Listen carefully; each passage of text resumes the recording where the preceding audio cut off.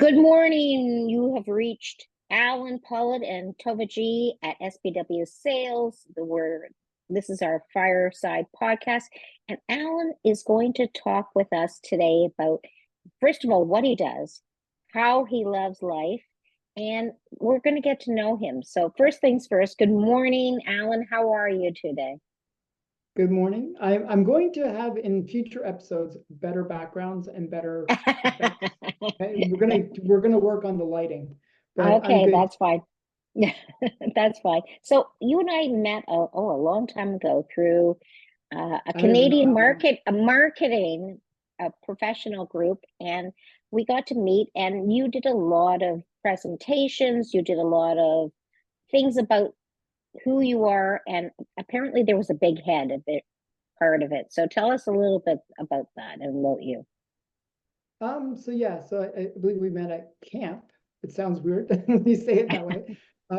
That's how many years ago it was. But basically, my background is I'm a digital marketer, or SEO, as well. I'm pretty much somebody that you can think of as, if you want to make something happen online, I can pretty much do anything you can imagine. Um, I do reputation management, getting people to the top of the search engines, build websites, build apps, uh, even develop my own search engine technology, develop my own AI technology, a whole bunch of different things. So yeah, but I've been doing it since 1998. So I have a Wow. lot of experience doing SEO. But you were only 5 at the time, right, Allan? Exactly. Well, I was doing it in my mother's stomach, actually. It was pretty cool. and so if somebody were to want start a business, for example, so how could you help? What would be the steps that you would do to help them? So yeah, nowadays is actually the best time to start a business. Like it used to be like, oh, you needed X amount of money and all this kind of stuff. Nowadays, you don't even need a website, really, to tell you the truth. But ideally, it's nice to have a website. You need to have a basic idea. Have a basic idea.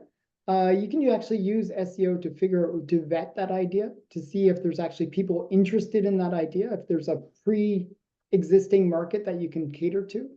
And what I mean by that is you use, if you say, okay, this is my business idea, these are the words that people would search when looking for my business idea, you can actually use SEO to find out how many people search those words.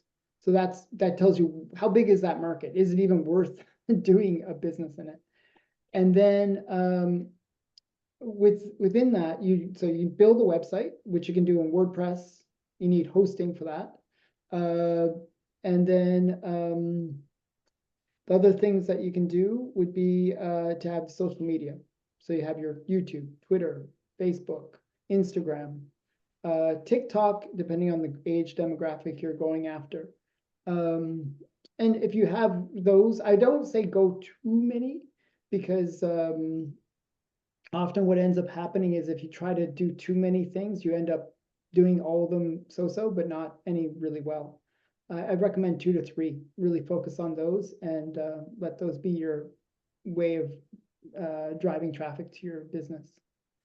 Cool. So SEO is used a lot, and for some of our listeners who have no idea, they've heard the word SEO, I'm sure, lots of times, but what does SEO really mean? Yeah, so SEO is search engine optimization. Basically, the idea is, how do you get a site ranked at the top of a search engine for a particular keyword? So the interesting thing is every site is actually ranked somewhere, somewhere on the search engines for every single word that the website mentions. So for example, the word "the" has I think it's like 22 billion results. Okay, so you are somewhere in there. There. If you have If the your word "the" site, on your website, I'm sure a lot of yeah, if you have the everybody word does. "the," but the goal is not to be like 22nd billion, but to be nearer to the top for your particular keyword. And generally what will end up happening is the first 200 results, which sounds like a pretty small amount compared to 22 billion. Those ones are the competitive results. So generally, if you mention a phrase like, window cleaning Mississauga, I'm just picking something. Well, if you mention that, you'll be somewhere in the top 200, okay? Because not many other sites really mention that. That's like very niched and very, precise. But getting to the top of that 200 for that keyword, that takes a bit more effort. So you have to have more content driven around that.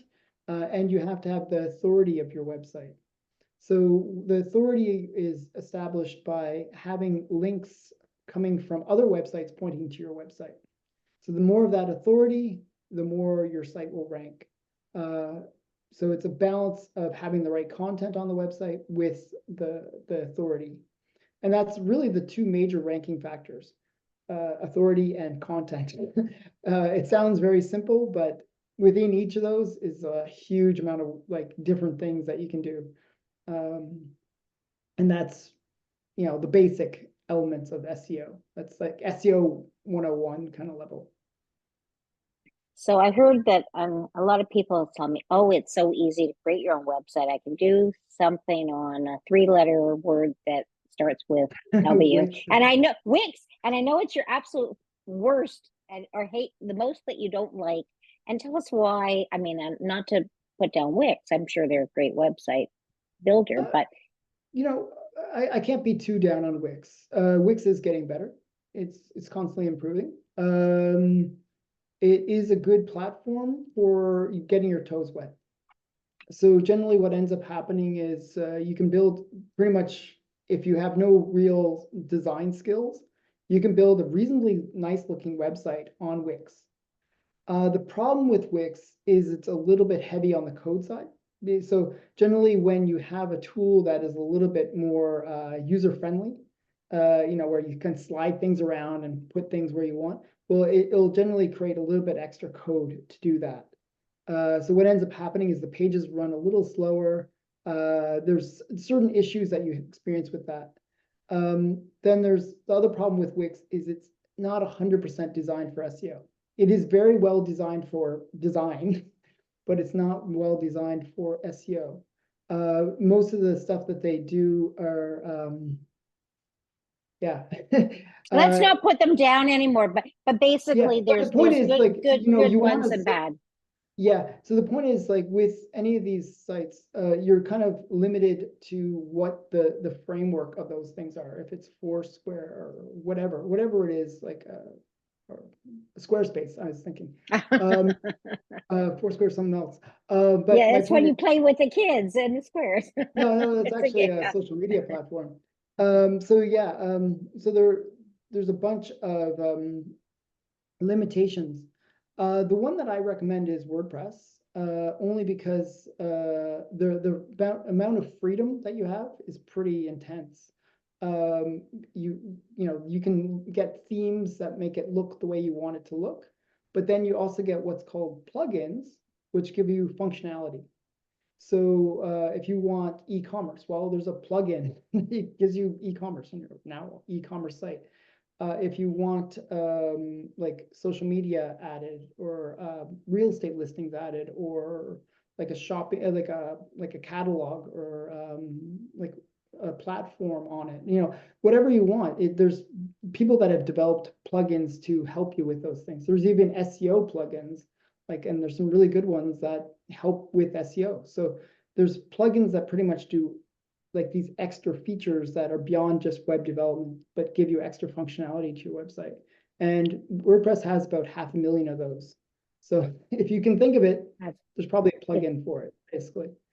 But basically, so your services, you take them from the start of how, what do you want from a website to the finished product, and then also you help them manage it month to month, correct? Or year to year? Yeah, so they can think of me as somebody that would do everything for them, come up with the complete web strategy, develop the website, come up with a plan so that it can build over time, And I can also do it within their budget. So I can say, okay, well, here's your budget. Here's what you should expect. Sometimes your budget isn't going to achieve the goals that you want to achieve or at the rate you want to achieve it, but there's strategies that you can do. So I really try to give them a full service in terms of what they can expect, but it's a la carte. So if they feel comfortable doing certain things, like let's say they want to do their own copywriting, fine, do that. I try to make it as comfortable for them as possible, where I'm acting as support for my clients, not like. And you've been very helpful to me over the past, so I appreciate that. So how did you get into this? Because originally you were the SEO guru, and I was saying the big head because there was a big picture of you with a big head, and that Yeah. was like, it was like really funny. I haven't seen the big head in a Yeah, while. that was but me maybe joking around with myself. Yeah. Yeah.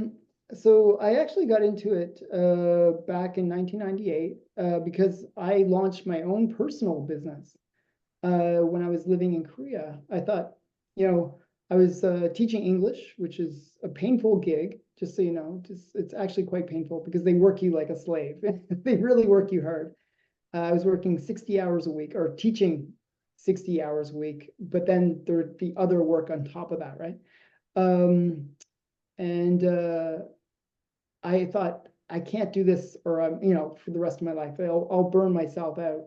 So I decided that I had to have some kind of side hustle. So I launched a translation website because I saw all this Korean and English, Korean versions of English. Like the funniest one was a restaurant where it said, enjoy our French fried. So I was like, okay, they could use some help. So I was like, For sure. that was the kind of translation services I was trying to offer. I got a few gigs out of it, didn't really go anywhere.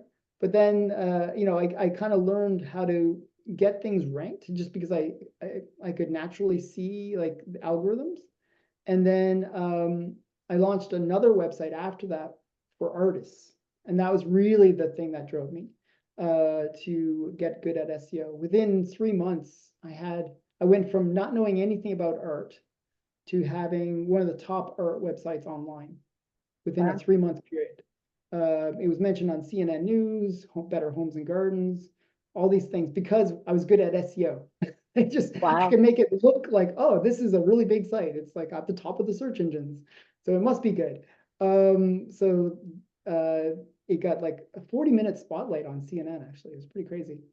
You should have that on your website so we can still see it. Yeah. The funny thing is I was trying to get the tape. So what happened was, I guess it was not CNN US, but it was CNN International, which is in Europe. And so what happened was about 3 in the morning or 4 in the morning, it was really early in the morning. I got a whole bunch of calls from Europe saying, oh, I want to be on your website. It's like all Europeans calling me, asking, I'm like, what is this about? And like, where did you even hear about me? But it was through CNN. It was like a weird thing. They didn't even tell me that they did this thing, a spotlight. Oh, wow. They just said, I guess they were just learning about, it was early on, right? This is like, 2000 era. So this like anything online was like something cool, right? And the fact that somebody was trying to sell art online was insane. And it was all original art. Like I had Picasso's, Chagall's, and a whole bunch of really cool artists on my site. So yeah, so it was kind of funny. But that was just through the power of SEO, knowing how to get things ranked. So I ended up, that business was hard to make money. It's, there's a reason people are called starving artists. And if you have even if you have 300 starving artists that are working with you, it's 300 times nothing is still nothing. Yeah, no, you need a pay raise for sure. Yeah, so I was like, oh, this is I could make enough money to survive, but it was really hard, a lot of work for very little pay. And then so what happened was a real estate agent reached out to me saying, hey, look, I heard you do all this stuff with art, and it's pretty cool. Can you help me with my website? And so I ended up starting to, I did him and where I got him like, I think he had like, I think within the first year it was like 10 million in sales or something crazy. Wow. We And should then all reach out to you 100 million quickly. the year two and stuff like that. It was like, Wow. it grew really fast. I had him ranked #1 for Toronto real estate. And he was getting like 10 leads a day. So it was growing really, really fast with him. And then I spread that throughout North America. So I was generating about $200 to $300 million per day in real estate leads Wow. back in the early 2000s. So yeah, that was like a crazy business. It was one that did really well at first, and then people got greedy because they saw the money. And then they were like, "Hey, we can get rid of this SEO guy. He's not really that important." And then For I sure. got cut out of my own business. It was pretty crazy. But as I said, I was doing, after a while, people just kept on asking me, can you help me with my website and stuff? And so I was like, okay, I've done enough of these sites. I've done like literally hundreds and if not thousands of sites by that point. That I declared myself the SEO guru. I said I'm the SEO guru, or because I have the experience. Nice. But also you help others to want to start or help design websites or do SEO. So you actually help others. You're not just a standalone person. You have actually a team of people globally who actually work with you to, and maybe white label as their name, but it's really you helping them in the background too. And you also teach. Yeah, so a lot of the time, my business philosophy is like most of the work is dealing with the clients. Clients got all these attitudes and problems. Never. I just like doing the work generally. I like to be a little bit behind the radar, under the radar, I should say. So what I do is I partner with other companies that resell my services. So a lot of the time when you're buying SEO services, you're buying it through some company that's just reselling me. I work with about 50 companies throughout North America that resell my services to their clients. And which is and that's great that you help others, but also you do some other things other than SEO, or you did in the martial arts. So tell us a little bit about that. Well, I actually see that shows you how long we've known each other. So I'm a 3rd degree black belt in judo. And I was an instructor for judo for 20 some odd years, actually. And actually came 3rd in the world at one point in the World Masters competition, which is not a big deal. It's like old people fighting. Like, so it's like, we're like going out with our rockers and like we just sort of tip each other over. Yeah. No, it's like it's 30 plus. It's not that old, but I'm just joking. But it was so yeah, I did that just around when my daughter was born. That was how long ago that was. But yeah, I haven't really kept up with judo because I got injured, but now I miss it. But I do like doing martial arts. I think I have that sort of teacher gene in me where I really did enjoy teaching when I was in Korea, and I did enjoy teaching in judo. Trying to communicate like a abstract idea to somebody, either a child or just anyone, like is actually kind of cool. And that's why I did a lot of presentations with SEO. I loved sharing my knowledge with other people. So that's kind of back to the guru part. And further to that, you also help people, you teach people how to use social media, so that if they wanted to start social media, do really well at social media, you have easy ways of doing that. And I know you've taught at a lot of the universities and colleges and done trainings and presentations there. So that's really great that you do that. And I always like to go and listen to your presentations. It's been a while for me to do it's that. been a while.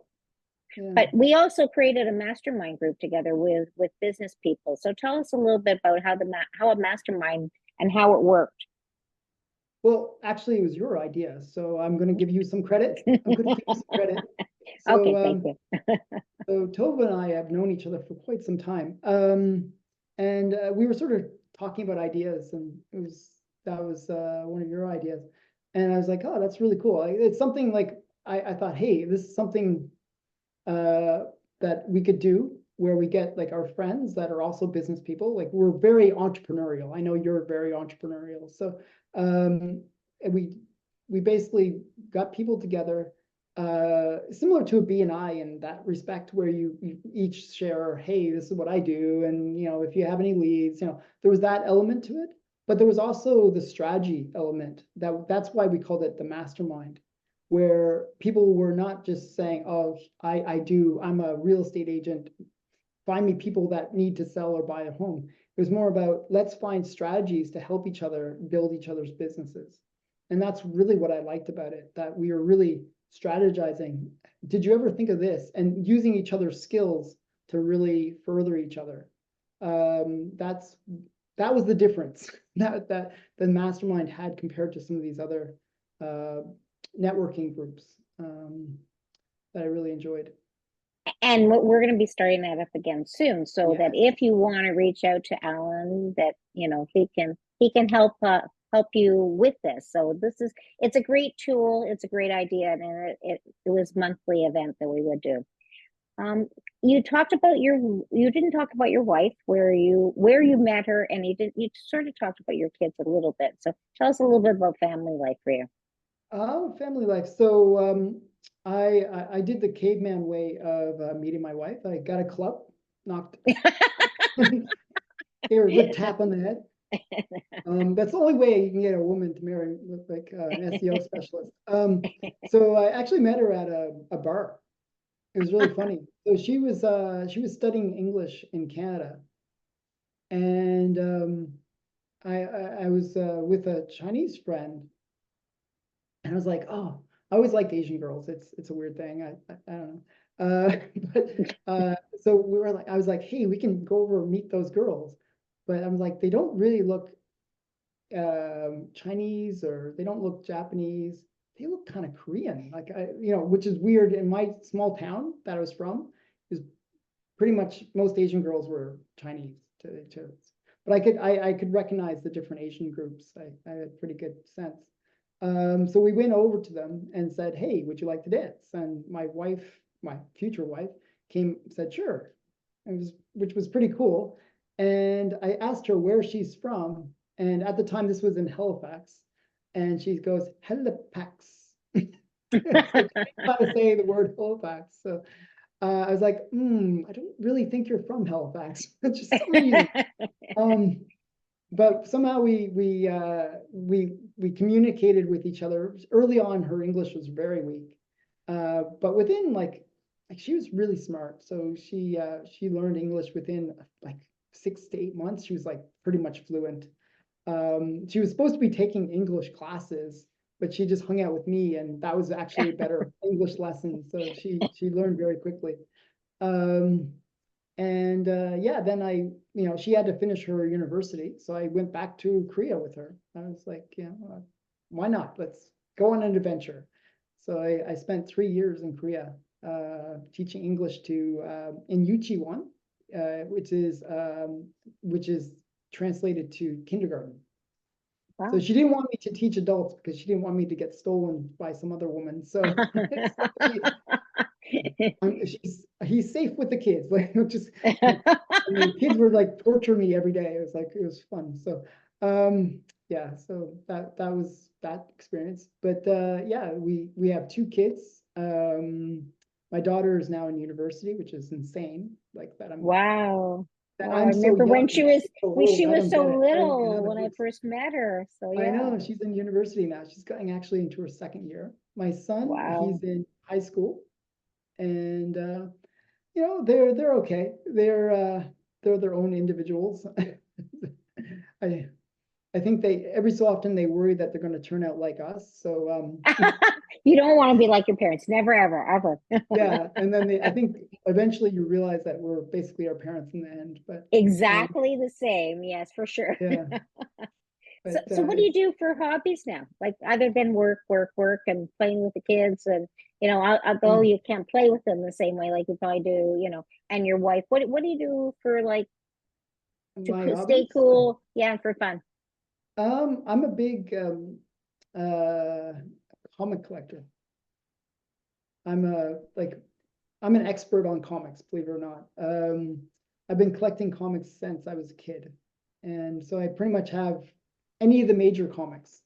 I even have a comic YouTube channel. That Oh, cool. That actually sounds like won an fun. award. Yeah, it Oh, won an wow. award on YouTube for being the best for showing comics, basically. Um, and yeah, and I actually launched my own Kickstarter with a comic that I created. Um, and I worked with a bunch of famous artists actually uh, to launch that Kickstarter. It actually got funded within an hour. Oh, So wow. yeah, so that was interesting. And yeah, so that's still going on right now. Um, but yeah, that's my big hobby, I guess. I used to do a lot more judo and other things, but I got injured, so I just collect comics. You know, And sometimes as we age, we have to be careful of our bodies. So that's great. So we have only a couple minutes left. Give us some tidbits. Number one, for starting business. Number two, the best things to do that you could help them with, and anything else that, you know, like happiness, kindness, things like that. sure, so I'm going to actually give a tip from judo. This is a judo tip, but it relates to business. So one of the things, like one of the martial artists that I really respected was like he's like a second or third degree black belt, and you know he was really talented at judo. And what happened was he said, you know, that getting to judo, getting to that class was the hardest part of the journey, and that always resonated with me. That you know, it's like getting up, getting out of bed, and saying, oh, you know, I'm gonna go, you know, go exercise or do something. That's always the hardest part. Just once you get into that motion, once you actually do it, it's not so bad. But just getting to that point. So it's just like that with business. If you say, oh, you know, I really want to do a business someday. You know, I have this really great idea, and you know, you think about it and you think about it, it never happens. Just do it. Just do the Nike Nike thing. Just do it. You know, yeah. Because that's really, it's sometimes just a matter of, you know, doing it. And you're not gonna be a billionaire tomorrow, but at least you will, you know, put your foot out there. You know, put your foot in the door. Start that process of building a business, and you'll learn along the way, and you'll improve. But if you never start, you'll never, you know, go anywhere. So That's that's great. Thank you so much for being on our show today. And we will have your bio, and we'll have a link to how to reach Allan, and how to get him to come talk to you, and help you with your business. And I agree, just do it. And thank you so much, Allan. We really appreciate having you on. Hopefully we'll see you again. okay. Thank you.